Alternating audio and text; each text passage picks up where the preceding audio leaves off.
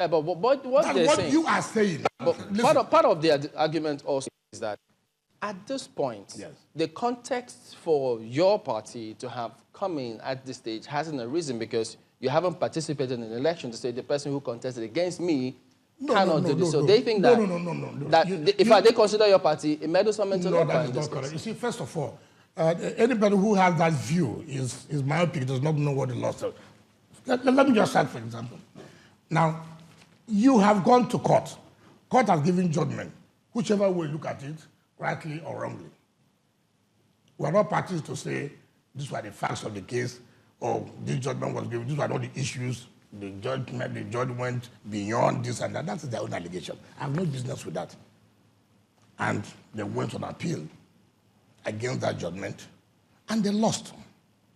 Right. Now look at what we are talking about, what the law allows us. He said, look, he said, Section 285.14 of the Constitution, 1999, fourth alteration number 21, Act 2017 says as follows. For the purpose of this section, pre-election matter means any suit by, one, an aspirant who complains that any of the provisions of the Electoral Act or any act of National Assembly regulating the conduct of primaries or political parties and the provisions of the guidelines of political party for conduct of party primary has not been complied with by a political party in respect of the selection or nomination of candidate for the election. Two, an aspirant challenging the actions, decisions, activities. That's not it. But look at where we came in. C, a political party challenging the actions, decisions, or activities of the Independent National Electoral Commission, disqualifying its candidates from participating in an election, or a complaint that the provisions of the Electoral Act or any other applicable law has not been complied with by the nomination of candidates of political parties for an election timetable, for an election, the registration of voters, and other activities. So, we are a political party. Yeah. And we are saying that, look, APC has not complied with the provisions of the Electoral Act by holding a valid and lawful primaries. And having not complied with that, you cannot, in this case, be qualified to participate in the general election as far as these offices are concerned. Well, they have an option. Which option? To appeal. No, the point I'm saying is that, so when you say that PDP is an interloper, no, the law gives us that opportunity. A political party, we can say, look, INEC, this political party, in sponsoring their candidate, did not comply with the provisions of the Electoral Act and the provisions of the Constitution. Now, again, that the court has nullified the primary. In essence, there was no primary. And if there were no primary, it means that you did not comply with the provisions of the Act. Isn't that clear to law? Because if you went to court a little later, still citing... Why would you tell me when to go to court? Why would you be the one to choose for me? When will I go to court? It's a pre-election matter. Yeah, because... I have the opportunity. I don't need to wait until the... I'm saying that you are not... First of all, the law did not say it is also time you must go. The law said, look, as a pre-election matter, in terms of nomination of candidates of political parties, a party can make a complaint challenging INEC, look, this particular political party did not comply with the provisions of the Electoral Act. Was there any indication that they were going to field candidates when the court had ruled otherwise that warranted your going to court? First of all, we're members of the public. That the court nullified their primaries isn't a public domain. But and when the court has nullified their primaries, and as a political party participating in that election, which means that you cannot be part of what we are doing because you have failed to comply with what the law says. That also enable you to sponsor candidates.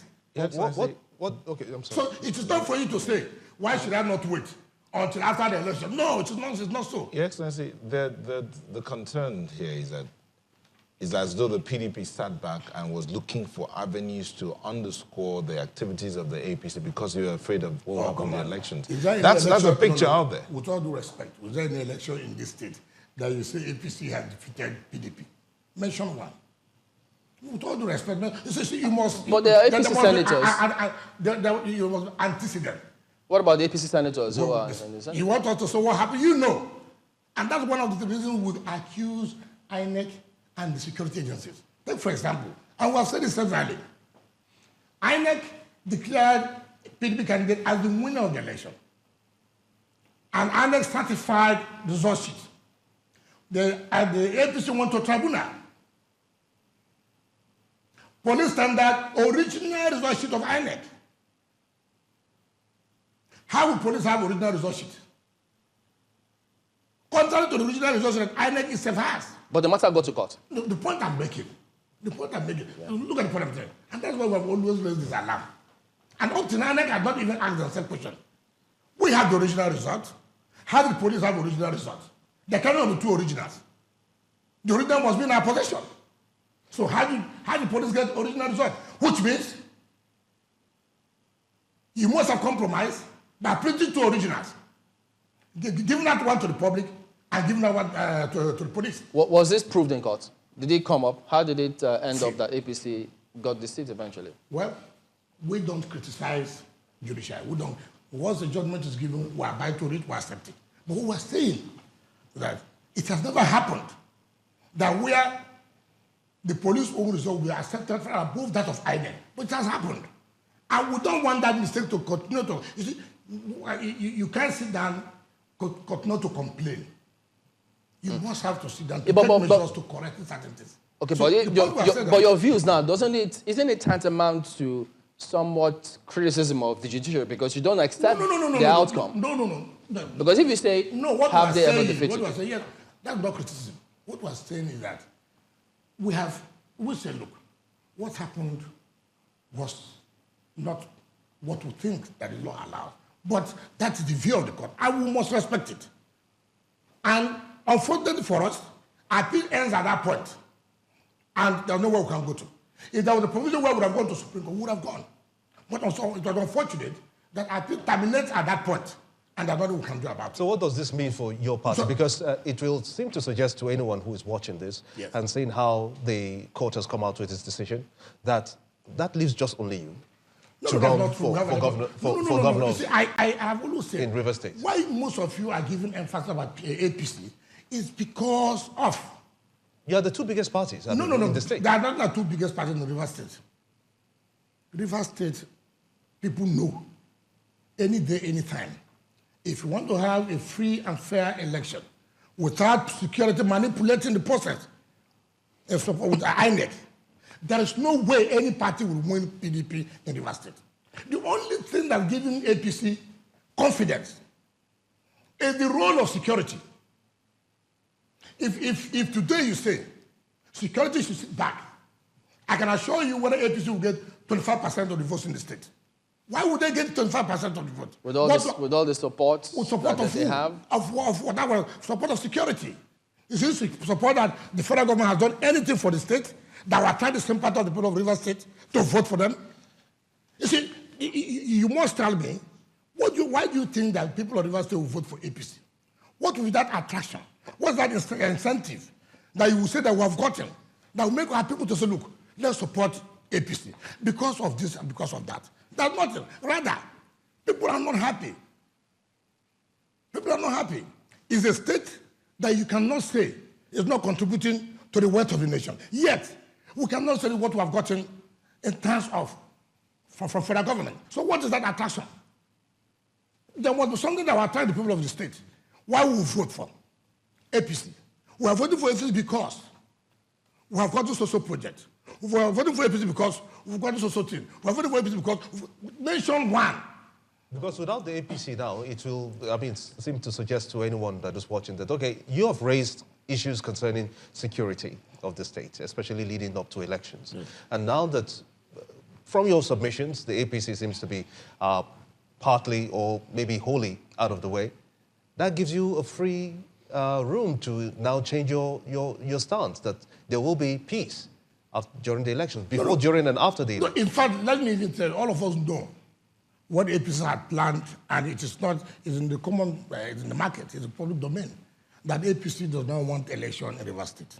They want to cause crisis, and so that the election will not take place the day other elections are supposed to take place in other states. So they'll be able to bring in security to overwhelm the state and manipulate, as they did in Osun State, But what I'm trying to say that, yes. But they will always say that. How do you justify this? No, not. But it happened. We had a by-election in August. What happened?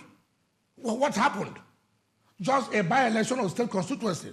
122 units.